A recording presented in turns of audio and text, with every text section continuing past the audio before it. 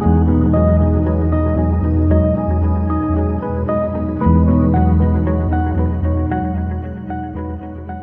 everyone. Hello. Thank you for coming. My name's Juliet. I'm one of the dietitians at Beth Israel Milton Hospital. And my name is Kylie. I'm one of the dietitians there as well. Thank you for joining us. So today we're here to talk to you a little bit about nutrition and connection. So we do have a National Nutrition Month that happens every year in March, and the topic I think is so great that I wanted to bring it to you guys even late on in the year. So we're going to talk about connection with food, healthy eating with plant-based options, and how to connect with your food with each other through your culture, etc., etc. So Food Connects Us is our theme for today. So today, our objectives after this presentation, we hope that you'll be able to identify at least two ways in which food connects us together. We can explain what foods make up a healthy eating pattern for us, and also to describe ways to explore the connection between food and your own culture. So the first way we can connect with food is learning cooking, food preparation, and meal planning skills. Cooking is one of the most powerful ways that we can connect with our food. It doesn't have to be complicated or expensive. Even just trying different ways of cooking foods, stir frying, grilling, etc., and learning how to plan meals to make it easier on your budget and throughout the week. We also want to explore where your food comes from. Understanding that helps us to appreciate the effort behind the meal and to make a more sustainable meal. We want to visit our local farmers markets, community gardens, meet growers, and learn about local produce. Reading food labels to see where products are made or sourced, and learning about seasonal foods to see which ones are fresher and maybe a little bit more good for our budget. We also want to learn about community resources such as SNAP, which is Supplemental Nutrition Assistance Program, WIC, which is Women, Infants, and Children, and local food banks. And we can go to all these places to learn about different resources in the community. So has anyone ever gone to the grocery store and seen sale for vegetables and sale for fruits? Those are the things that are usually in season or going out of season. And those are really great because one, they're on sale, so that's awesome, right? You get a deal. And two, they're usually best at this time of year. So it's really nice to buy those different types of fruits and vegetables on sale because they're seasonal. I think today, right now, I know the fall time is really nice for apples, pumpkin, squash, Brussels sprouts, so they're all there and they're nice to buy because they even just taste fresher too. SNAP also offers a Double Up Food Bucks program, which matches SNAP's dollars for fresh fruits and vegetables. And also local food banks also provide free or low-cost groceries for individuals and families, and some even offer cooking demos, nutrition workshops, and garden programs. Food also connects us to our health. What we eat every day plays a major role in how we feel physically, mentally, emotionally. And healthy eating helps us maintain energy, supports growth and healing, and reduces risk of chronic disease like diabetes or heart disease. A healthy eating pattern includes plenty of fruits and vegetables, whole grains, lean proteins like fish, chicken, beans, nuts, and low-fat or fat-free dairy or fortified soy versions. We also want to focus on limiting added sugars, saturated fat, and sodium. And the nice thing about doing our own cooking is that we know exactly what's going into it. We can try using fresh herbs instead of added salt, and making different modifications to recipes to benefit our health. So has anyone ever heard of the food pyramid? Yes. Do you remember that? Yeah. Do we know that it's out of style now? Yeah. So now do we know what the My Plate is, or the plate? That's what replaced the pyramid. So it's a big plate now, and they want you to do half of your plate of fruits and vegetables, a quarter of your plate as protein, and a quarter of your plate as starch. Those are the new guidelines now. So this kind of goes towards it. Including fruits and vegetables, at least half that plate now is what they want, the guidelines. And grains, or usually whole grains like brown rice and quinoa, those would be more of the fourth of your plate. And then the lean proteins, like Kylie talked about, the chicken, the fish, the turkey, would also be a fourth of your plate too. It's also important to know that you can connect yourself with a nutrition expert. You can ask your doctor for a referral to a dietitian. And then you also want to find a dietitian that specializes to your unique needs if you have any special health concerns, again, diabetes, heart conditions, kidney conditions, anything like that. And you'll be able to receive personalized nutrition information to meet your health goals. And you can also go to eatright.org, and they have lots of resources there as well. I think they have dietitians that you can reach out to through them, and they also just have a bunch of resources, handouts, anything like that. Yeah. All right, so food connects us to our culture.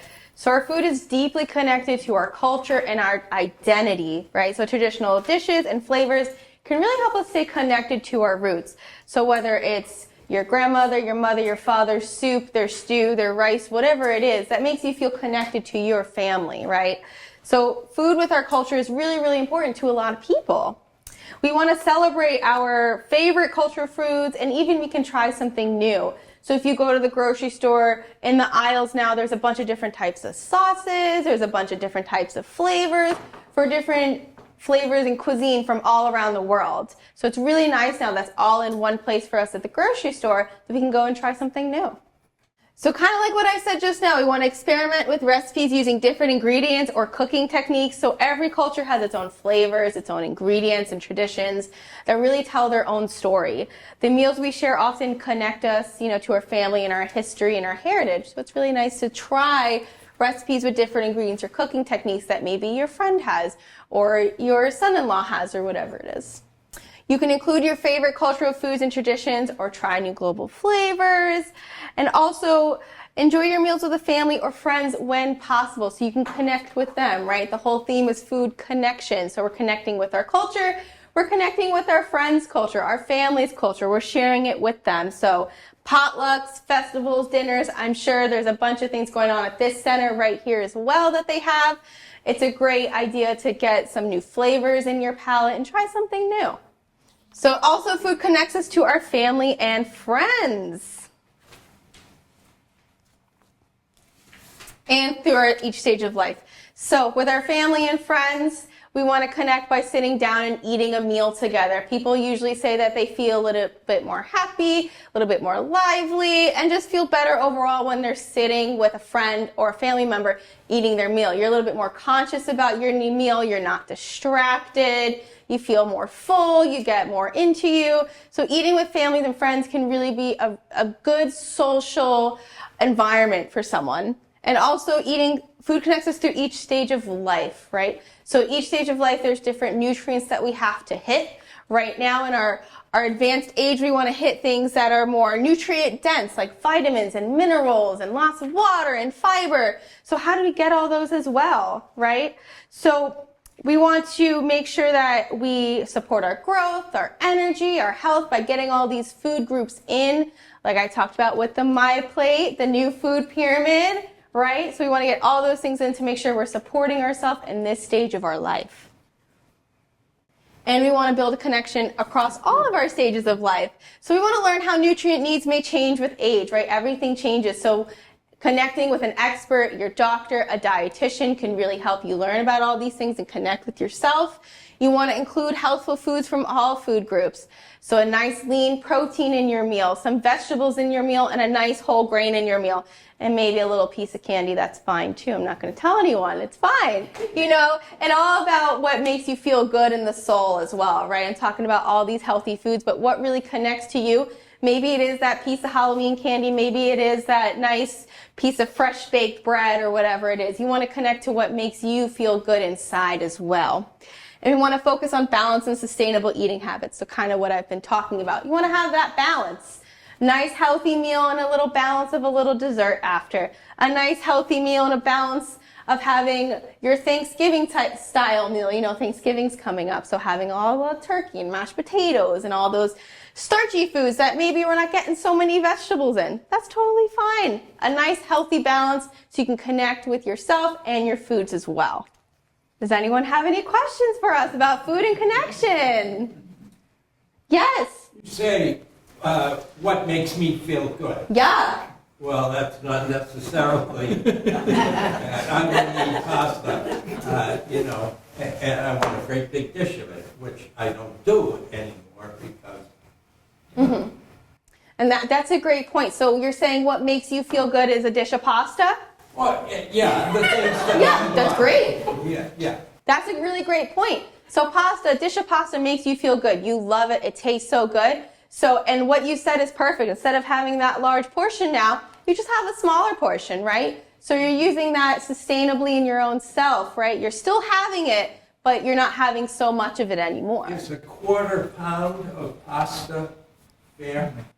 I think so. I usually go towards cups, right? I usually measure in cups. I think that's a little bit easier. I would say half a cup is fair for your serving. Even a quarter of a cup would be fair for your serving.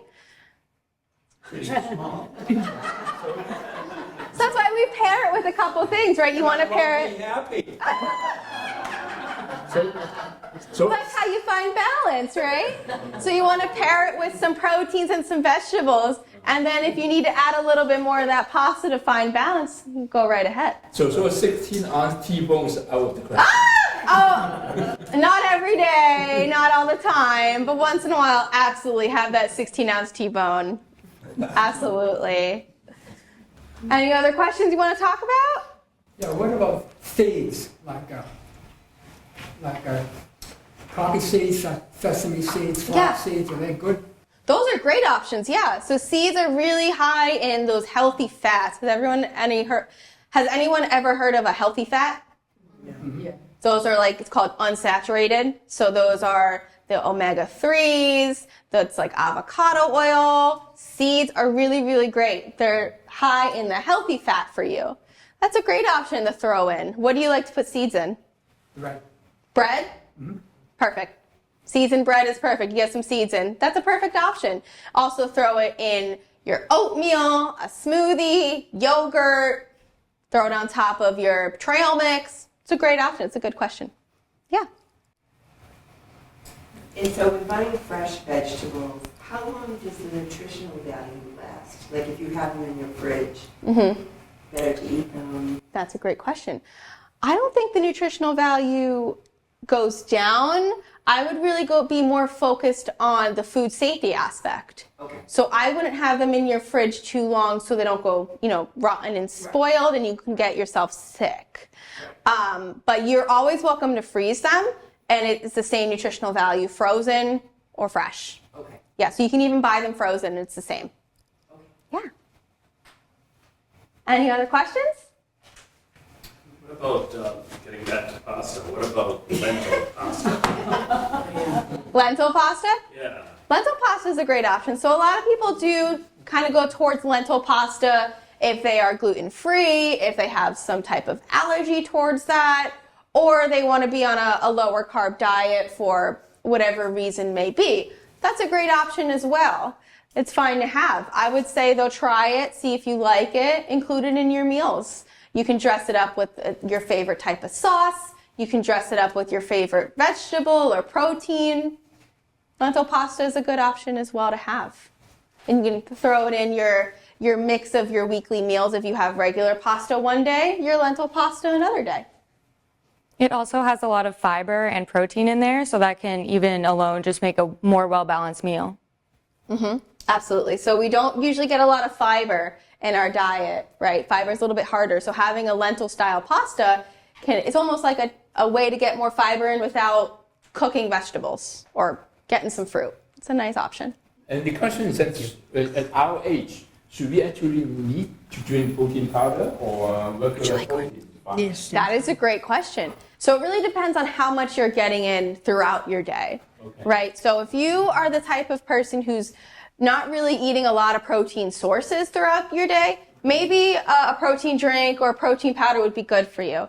So protein sources are meats, so fish, steak, chicken, turkey, beans, tofu, and some nuts as well. So if you're not getting a lot of that in, if that's just not your usual intake, maybe a protein drink or protein powder would be good. As we age, protein does become very important for us right? To keep ourselves healthy, to heal if anything goes wrong, and to keep our body working. It's only half Tell full. that we are don't consume enough protein. I can't tell. I can't tell. It's your own diet. So if you look back and say, okay, what did I eat today? And think of your protein sources. Right. Did you have a protein source at least 2 times today? Okay. That's my minimum. So basically, you cannot really tell whether you are, unless you're getting really sick, you cannot tell that you don't consume enough protein or too much protein for that matter. If you're not consuming enough protein, you usually are also not consuming enough calories and you start to lose weight unintentionally. That could be a big sign as well. There are also some other signs like your hair kind of being brittle, very brittle and easily to pluck. That's a big sign as well that you're not getting enough protein, I see. right? The only thing I would say is if anyone has any type of kidney disease, then we don't want to have a lot of protein. That's it. Yeah. But any other type of conditions that we may have or not, protein's really important for us. Yeah. So the key is that actually each one of us should have a personal nutrition. Yes. Yes. Maybe I'm selling my services. I don't know. Because a lot of times we really don't know. We never know until Yeah. it's too late. And that's why having a dietitian is helpful as well if anyone wants to look into that. Okay. Also, after today, I'd be more than happy to give you a number. I can give you a number based on your own personal body composition. We'd be more than happy to give you that. That's why we're here. But yeah, it can be really hard to think of all these things, right? Because I don't know your personal history. She doesn't know your personal history. Correct. So there might be more things that we need to think about. So having a dietitian or even going to your doctor and asking these questions about food can be very helpful to get a little bit more knowledge. Yeah, I have a question about probiotics. As we get older, a lot of food we cannot digest. Yeah. Yeah, so how do you think probiotic will help, or how we choose the right one for great us? That's my question. Do you want to take that one? Yeah, I would say that if you're noticing like intolerances with certain foods, if it's not a lot of foods, maybe kind of avoid that if you can, but also like well cooking vegetables can make it easier to digest, just cooking them a little bit longer than you normally would. Things like fruits might be a little better to digest if they're canned products, just because that canning process kind of breaks it down. Yeah. Do they sell some that's They just do in sell water, some that are right? just 100% juice or just water as Yeah. well. You can also put it in like a strainer and rinse it out. Yeah. Yeah. Nutrition go away. That's nice. If you No. just rinse it off, Yeah. no. It'll just get rid of that. If it's in like that juice, you can just kind of rinse off the juice a little bit, make it a little less sweet. Yeah. Also, I have a question about the nutrition rice. You say that the canned food and the fresh vegetable, the nutrition rice are the same, right? The frozen, frozen. the frozen and the fresh are the same, But yes. how come when I cook them, they taste different? So It might just be the way that it's processed with the freezing of Yeah. it. Yeah. But I would try like other cooking methods, see if that maybe changes the flavor or texture of it. But 'cause the it- truth is always when you go to the market that day, the vegetable tastes much better. When it's fresh. Yeah. Is it the nutrition or is just your mind? It could be both. Yeah. It also, your frozen vegetables packaged are coming from a different manufacturer than your fresh vegetables may be coming from a farm nearby. So that could also affect the taste as well. So we should say that the nutrition right there is the same. Yes, Yes. the nutrition is the I same. always don't. With canned, though, it's different. So canned vegetables especially can include more sodium as well. So if you're trying to be on a low sodium diet and canned is what is working for you, I would take them out and I would strain them, wash them off, wash that sodium off. Yeah. When do you get recipes for smoothies? So you can go through the contents and see what it should be and maybe should not be added. That's a great question. So And where can you use a regular mixer as opposed to a blender to make? Good.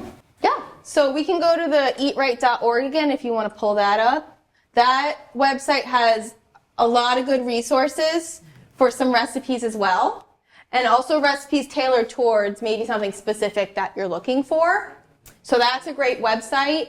And then also, your other question was a blender or a mixer? Either is fine. Oh, Either works. Yeah. If you like to chop up your own things too to make it easier, you can chop it up or just throw them right in. But either is fine. Anything you have can work. They have great recipes as well. And then, you know, being on the computer as well, just typing in smoothie recipe, thousands of things can come up and they're really, really helpful. And if you're really into just experimenting, throw some stuff in. See what happens. The worst thing is you don't like it. It's just for you. You're not serving it to anyone, right? Throw it in. If you don't like it, you don't like it.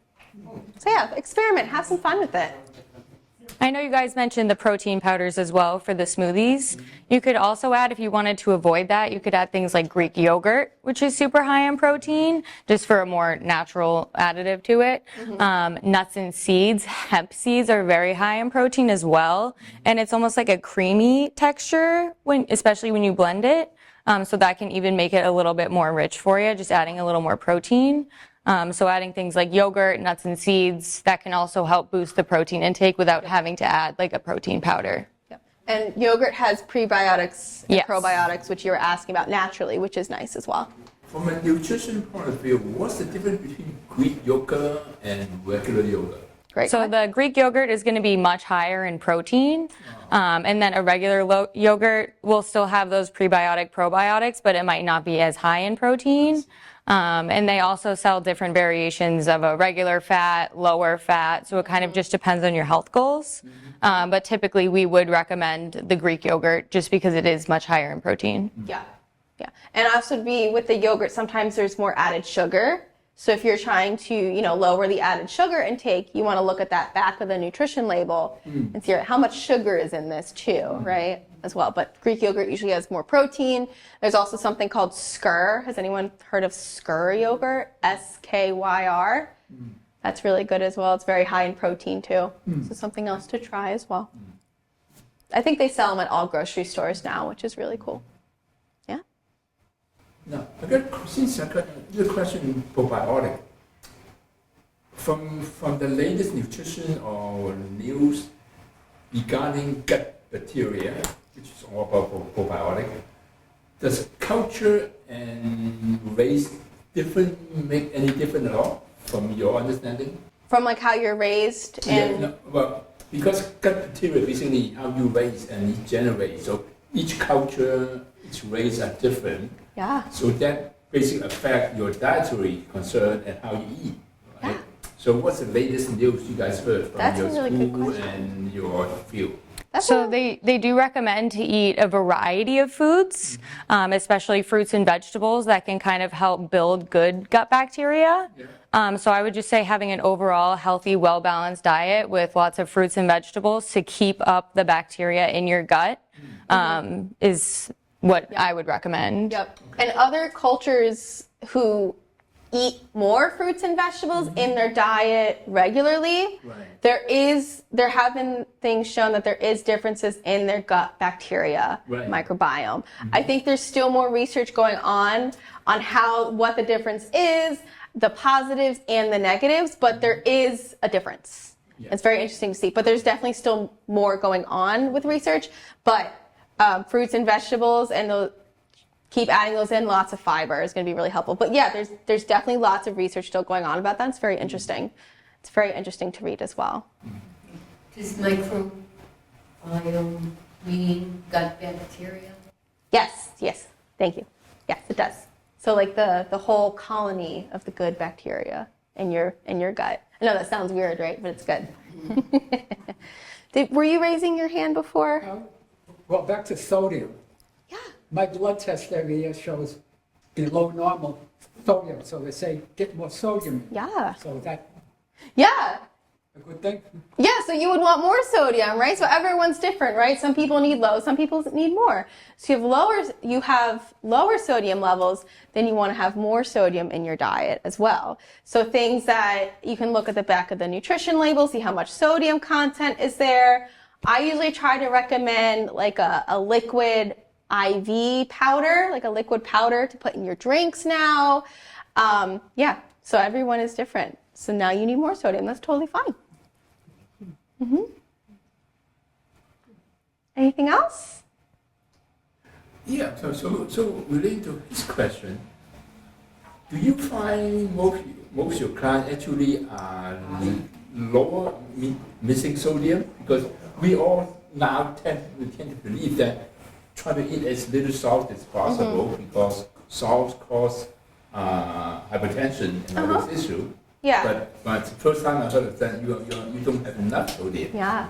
Is it often or you just some of those rare cases? I don't find it often, to be honest. We I see think it every so often if Every so someone's often. overhydrated and their sodium goes down, or if maybe they're not eating enough protein, or if they're not eating enough overall. Yeah, but the general recommendation is about 2 grams of sodium a day. I think you can go a little bit higher for a general American guideline, but I would try to stick to about 2 grams of sodium a day or less. Is that different between electrolyte and sodium?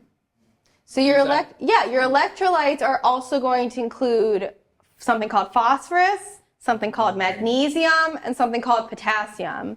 Have we heard of those 3 before? Okay. Those are what the electrolytes include as well. So those are very important for the function of our body as a whole, especially our heart. So we want those to be in line as well. But we get those from our daily intake of fruits and vegetables and other types of food sources. Does anyone take a multivitamin here? So you can get it from a multivitamin as well. I usually recommend a multivitamin for anyone who's 65 and above to have that 65 and above multivitamin. If you feel that your tests are low, your doctor says you need more vitamins and minerals, those are great options. So those are what electrolytes are. Right, because when you're saying overhydrated, usually overhydrated means that your electrolytes are really low.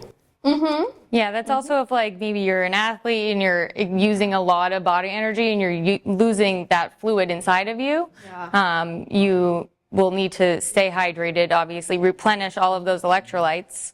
But if those aren't being replenished, then you might also see low levels.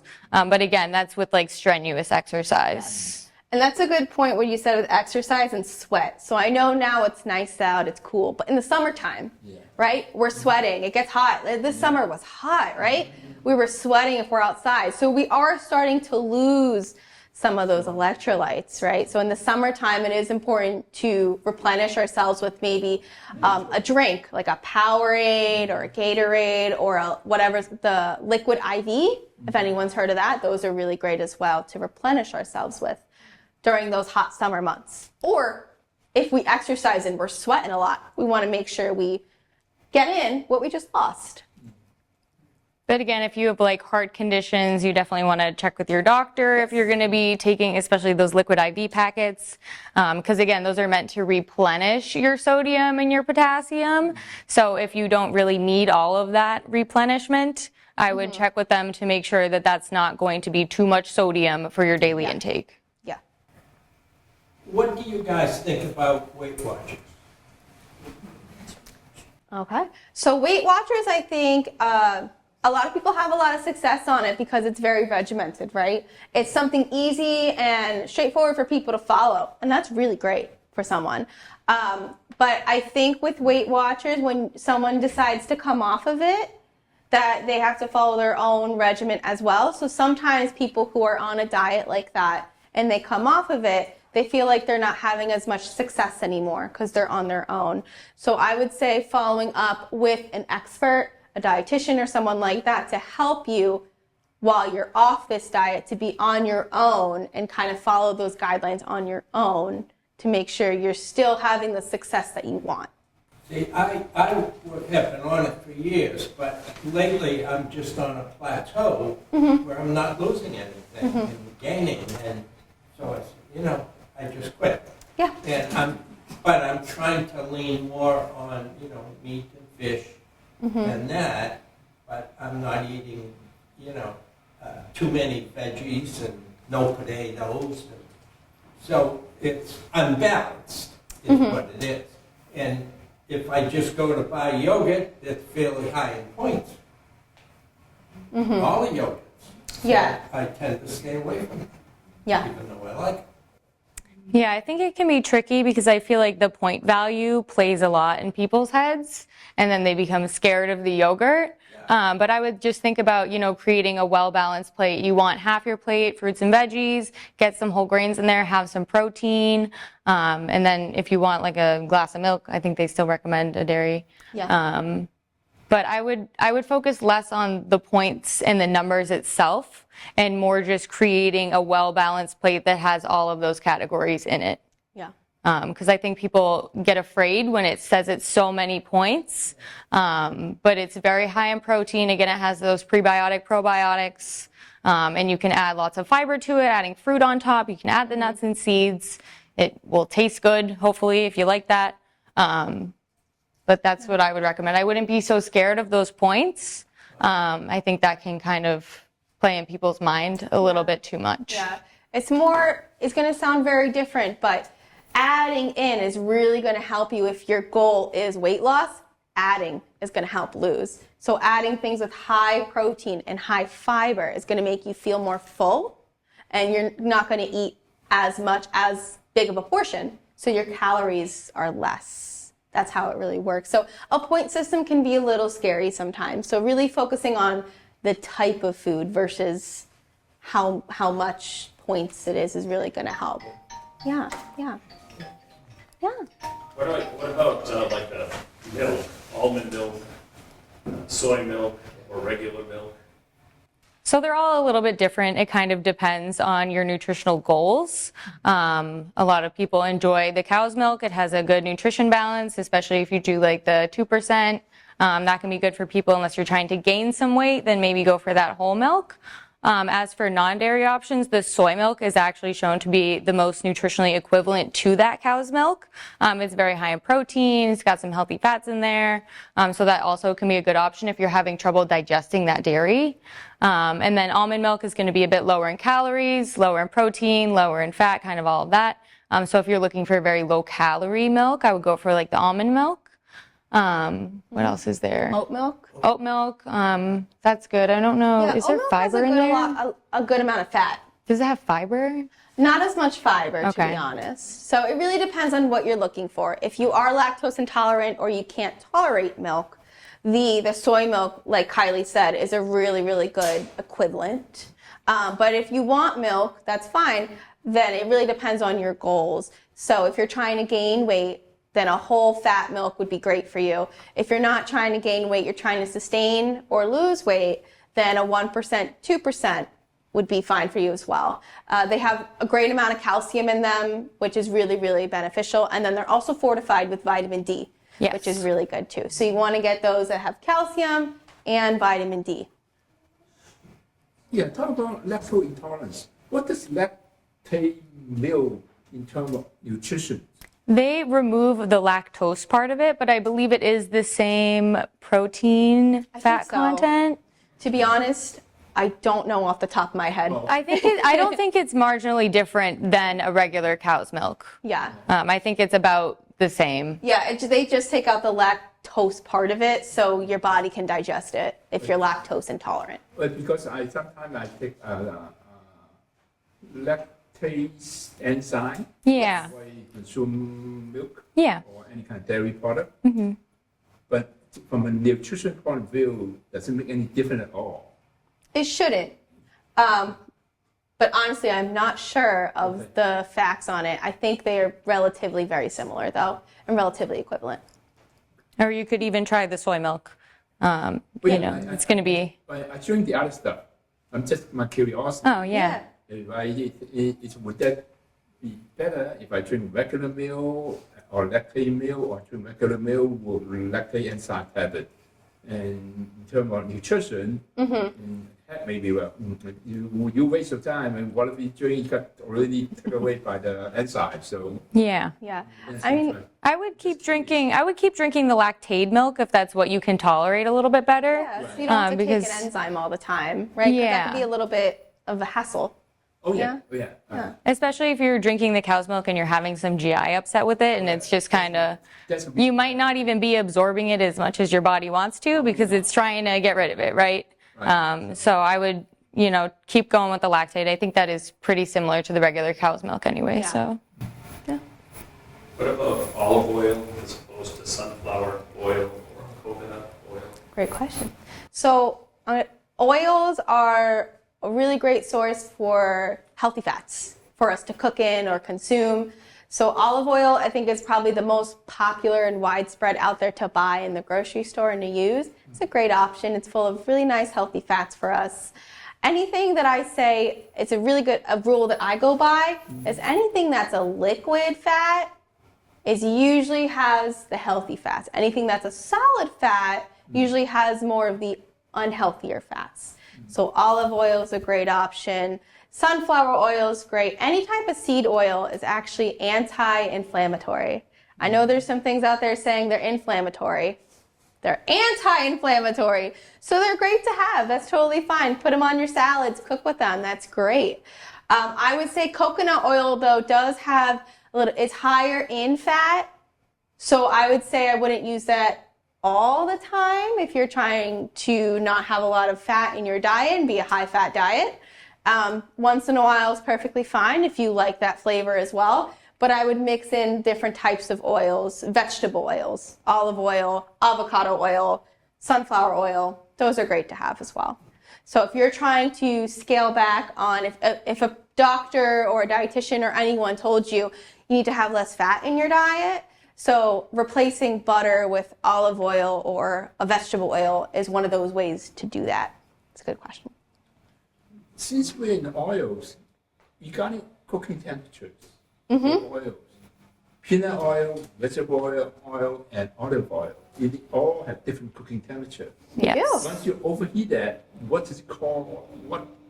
What does it make the oil from a nutrition point of view?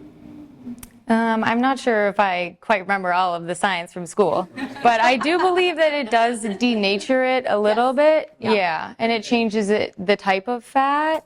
Yeah, and It changes the molecule. it changes the molecule. It also changes the taste. Yeah. And it's way too high. And And then what happens when you consume it? Let's say you put cook olive oil in high temperature, Yeah. basically change the whole thing. And what will happen? I don't think anything like sudden would happen to you, maybe over time or something. But if you are looking to cook at a higher heat, I would recommend the avocado oil because that one does have a higher temperature than like an olive oil would. Correct. yeah, it's more of the chemistry changes What about versus the that. sprays, like, for a frying pan?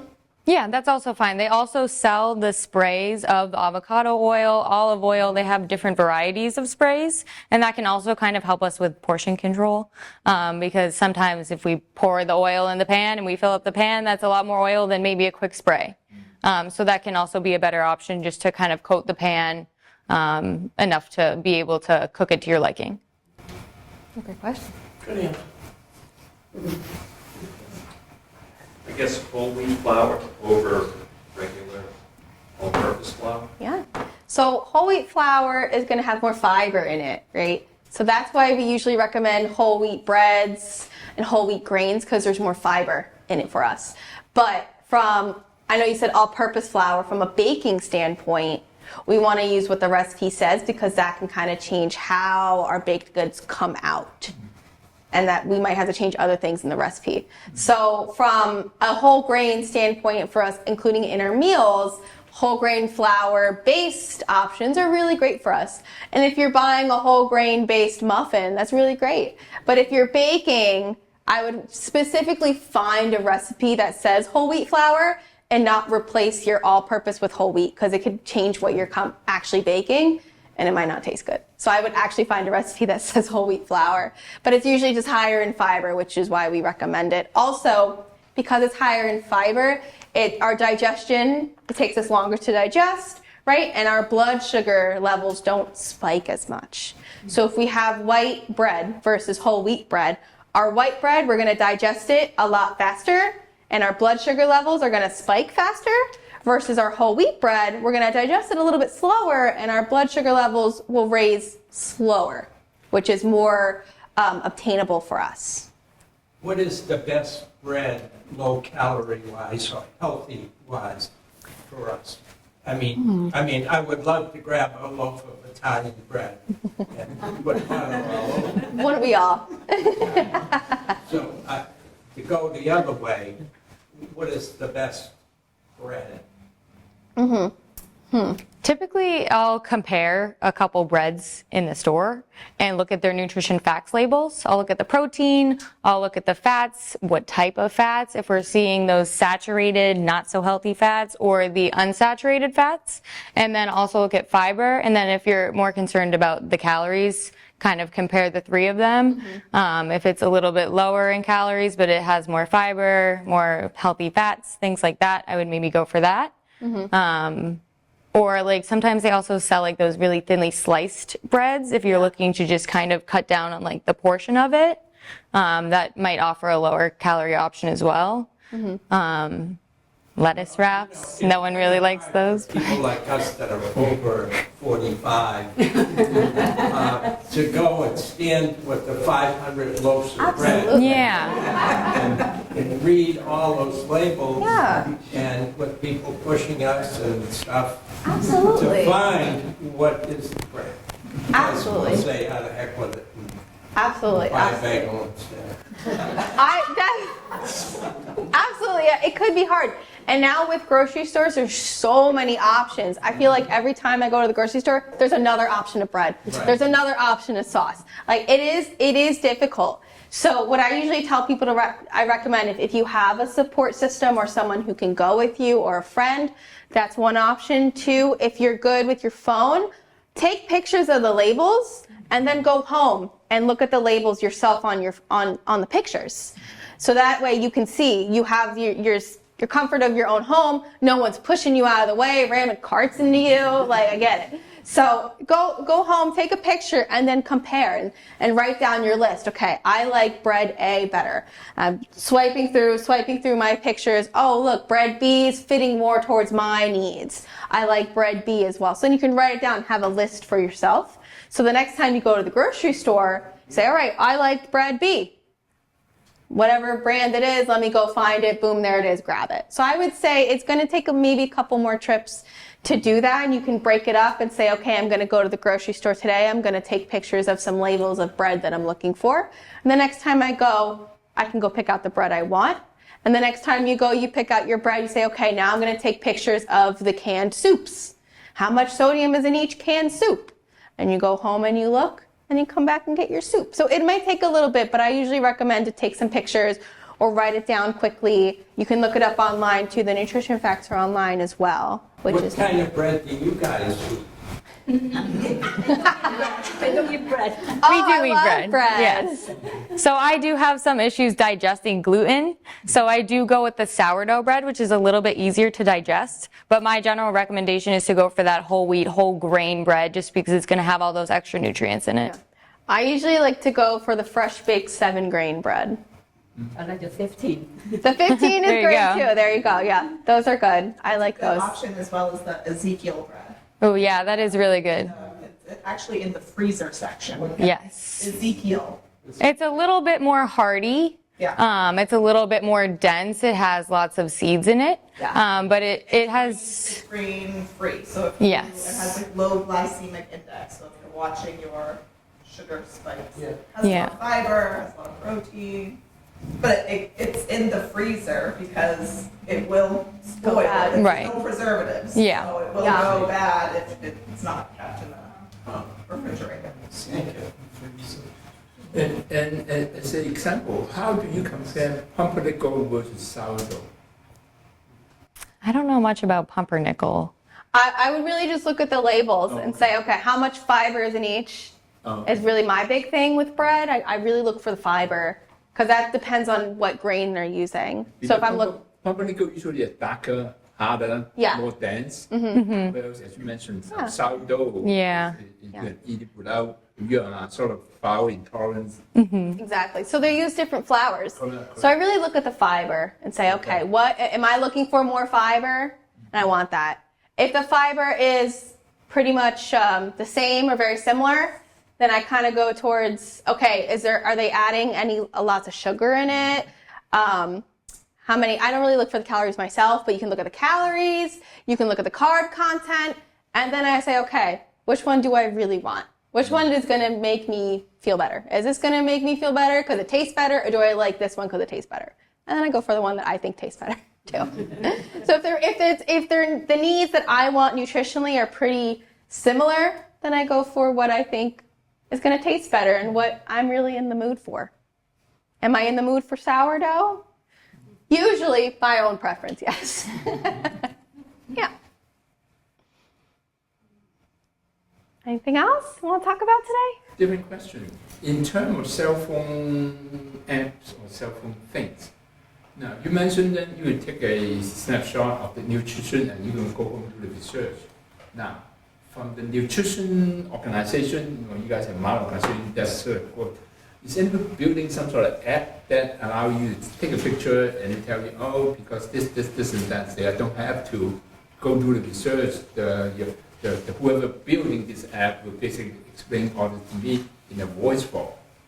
Do you know anything about your school or your umbrella organization that, okay, we should build something like that for everybody? There actually are apps out there like that. Right. And I actually used to work for a company who built one. Oh. So there are things out there. I don't know where the company is right now in their own process, but I can give you the name. I can write it down for you. But there are, and I can research as well. I don't know if you know any off the top of your hand, but there are a bunch of apps out there who you take the picture and it'll say things in green, in yellow, in red, and say, okay, this is red because of this. This is green because of this. So there are a bunch out there. Yeah. I don't know all of them off the top of my head. I do only know one, but I can give you that name after. Okay. Yeah. I think those can be a little bit tricky sometimes, just because how is the photo going to know exactly how you prepared everything, if something's hidden underneath something, if you maybe melted some butter and it doesn't know that. Yeah. I think that can get a little tricky where it might be missing or miscalculating things. Well, I'm just saying that probably it's a starting point. Yeah. Yeah, there's also...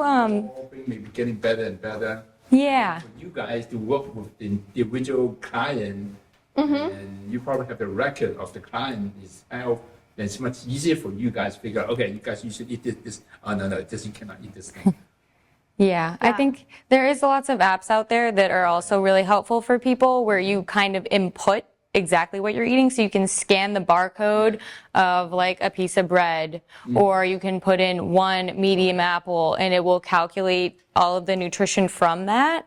I think that one is a little bit more accurate. It is, again, going to be a little bit more time consuming because you're going to have to pop it in there instead of just snapping a photo. But if you're looking for something that's a little bit more accurate, I would maybe go for one of those. But I do hope in the future that they can make something streamlined, even for clinical, in the hospital. We can snap a picture of a meal and it will tell us exactly, what maybe the patient ate, how much they ate, and what the nutrition would be of that. I think that'd be really neat. Yeah. Good question. Another question, okay, since nobody asked. Yeah, So, go ahead. If you're working with a client, what do you need to do? Do you give them blood tests every 3 months, or how do you tell what's he or she missing in terms of his body, nutrition, mineral, and all those things? So it really depends on what the needs are for the client. So if I have a client who has diabetes, I'm going to recommend blood tests based on what their endocrinologist says or their provider says. As dietitians, we really go towards what your provider, your PCP, or any other specialist goes towards for blood tests, because they're the specialists in that disease state, and we're helping more with managing the disease state versus they're helping in other ways. So I really go towards that. But we can recommend, based on your disease state, maybe we should check your vitamin D levels. Maybe we should check your vitamin B12 levels because of this disease state. But we usually don't go towards a certain amount of labs. That's really more towards your PCP or your specialist that you're working for, because they're more integrated in your condition. So assuming you don't have any sickness or disease other than old age. Well, He's laughing.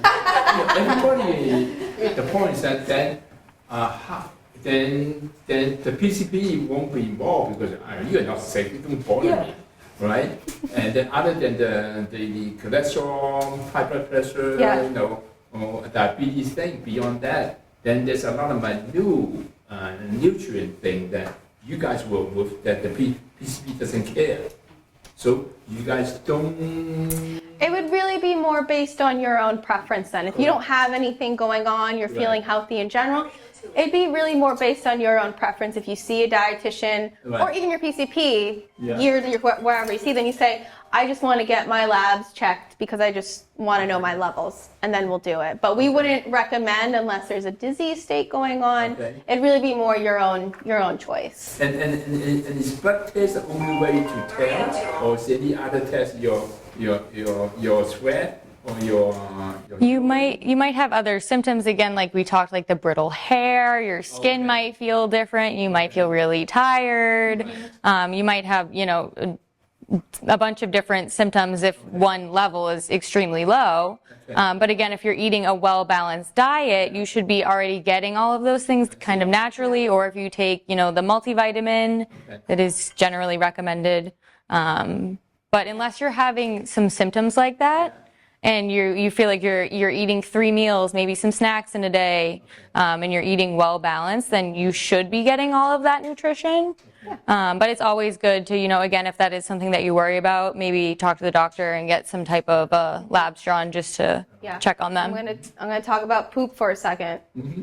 Our stool does say a lot too. So if your stool looks abnormal, abnormal color, abnormal texture, abnormal timing, that's also a sign that you could ask your PCP to say, this is what's happening with my stool. Is there a test or something that we can see what's going on? What can I do? But it's really more the physical findings of your hair, your nails, your skin. But if you're feeling okay and you just want to get a test, there's no harm in asking for your lab levels. What about breakfast? Like your cornflakes, those generic cereals. Oatmeal is good. But what about having a small amount of steak or steak and eggs? Or, what is the best breakfast way to go? I don't think that you need to have a certain type of food at that meal period.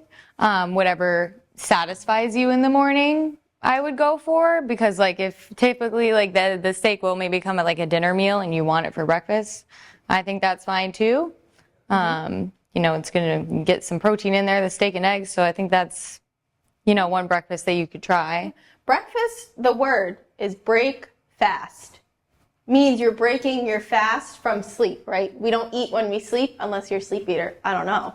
But, we're usually fasting throughout that time. So we're breaking the fast. It doesn't have to be a breakfast type food. It could be whatever you want. So it could be steak and eggs. It could be a sandwich. So you're really just breaking your fast. So you want to think of it as every other meal that you're trying to have. A nice protein option, a good whole grain option, and if you can get some vegetables in or fruit, go ahead. I know breakfast can be a little bit different because we just wake up. Our body's kind of waking up with us. Sometimes we're not as hungry yet, so we're not really, a vegetable doesn't really sound really great in the breakfast time, so I get it. But I would try to include a couple food groups, at least 2 in your breakfast to make it more hearty and full for you. So if that's steak and eggs, perfectly fine. Every day, maybe not, with the high fat or content of the red meat. But if you have steak and eggs for breakfast, that's a great option. I would add maybe a fruit with it. Add an apple. Add a whole grain piece of toast with some peanut butter or whatever you like on your toast. Yeah, just add a little bit more. So now you have 3 food groups. Peanut butter? You like peanut butter on toast? Well, I would love it, but isn't that fattening? It's going to be a little bit higher in calories, but some of us might need a little bit more calories. So, putting some peanut butter on there. Also, our bodies do still need fats. Yes. So we do still need fat groups that we're eating. We can't just cut out all fats because our body still needs that. Yeah. It's good fat in there. The healthier fat that people talk about. Peanut butter is a great option. If you're looking for lower sodium, there's unsalted options. If you're looking for more sodium, there's salted options, right? And there's also, I don't know if you've seen in the store, the natural peanut butter. That's just peanuts and nuts. There's also a good option. You just got to stir it around a little bit. You have to kind of be careful with smoothies because you can throw everything in and then you don't know what you're eating. That's a really good point. So Yes. I try to make a big one and then have a quarter of a cup Yeah. each day and incorporate other food into it. That's perfect. That's exactly what I would recommend as well. So if you are not someone who's trying, so we really say smoothies for something easy to grab, and actively adding things with the smoothie is a really great option.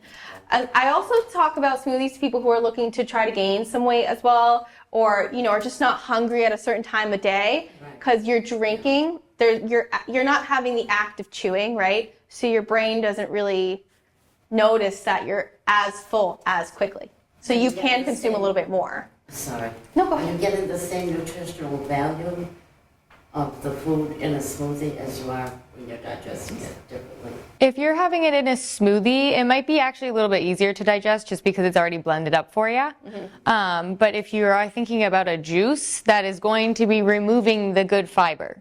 Yeah. So I would keep with the smoothie, keep everything in the blender. With the juicer, it gets rid of all that good fiber, just leaves you with the juice. So even though that juice has a lot of vitamins and minerals, we want the whole smoothie because that also contains all the fiber with it. One more question? Yeah. All right, this will be our last question. Sugar. Can you Sugar? talk about sugar? Yeah. Sure, I can talk about Like sugar. The sugar level from fruit is different from candy. Yeah. Yeah. So there are different types of sugar. There's fructose, there's sucrose, and there's Galactose? galactose and glucose. There's different types of sugar. So the sugar I like to say natural sugar and added sugar. The natural sugar is what comes naturally. So things that fruits are really high in natural sugar. It's already in the fruit. Added sugar is something I'm taking and adding it in. So I'm adding it into the candy. I added some added sugar to this smoothie. I added honey. I added that in. I can add agave or maple syrup. That's what I call added sugar. You'll see it on the back of a nutrition label now too. They have to say sugar and added sugar. But why is it like when you have diabetic, you still cannot consume, fresh fruits? Yeah. So fresh fruit, and so I'll talk about both. So added sugar with diabetes, it spikes your blood sugar a lot and very fast because it's a different type of sugar. It spikes it very fast. Natural sugar, it still spikes it, but not as fast. So even with diabetes, if you have natural sugar, it's still going to raise your blood sugar levels. So that's why we say pair it with something. So you could, if you have diabetes, you could still have a piece of fruit or have natural sugar, but pair it. So I'm having a banana and peanut butter. I'm having an apple and some cottage cheese. I'm adding something that's not a carbohydrate or sugar with that. That's really more with the sugar. So a natural sugar is great for people with diabetes, but you want to add something with it too. You need with something that not Yeah, sugar. a fat or a protein, yeah. And then the added sugar sources like candy, honey, very much limit those just a little bit Even more. honey is not natural sugar. Honey is technically an added sugar. Yeah, I consider it because I'm adding it into stuff. And it does, because of the type of sugar it is too, it spikes your blood level. Like, It is- diabetes. It's natural, yeah, so that one's a little different, but it spikes your blood sugar very high versus a piece of fruit doesn't spike it as much. That's why we consider it a little bit more added. Yeah. How bad is maltodextrin? Because it's in a lot of things. The maltodextrin, Does that spike your sugar? does it spike your sugar? Is that why is it in that know? product with the letter M on it? Oh, MSG? No, Metamucil, Oh, which they recommend for a lot of people because oh, it's just a binder. It's just something that helps bind. No, it doesn't. It shouldn't. it shouldn't. No, it's just something that helps bind it together. Yeah. I was told that it did, but not by an expert. No, I think in the pure Metamucil doesn't have it, but they do come with some that already have sugar added. For the Metamucil? Right. Oh, interesting. Okay. I've seen those. I haven't looked into them though. So maltodextrin is strictly for binding. It's not. I think it is. for I'm sure it binding, has yeah. other properties But it that doesn't why they spike add your it. sugar. Yeah, it shouldn't Yeah. impact your blood sugars. Right. I think that was the last one that we had to do. Thank you. Thank you. If you have any other questions, feel free to come to us. Fine job, ladies.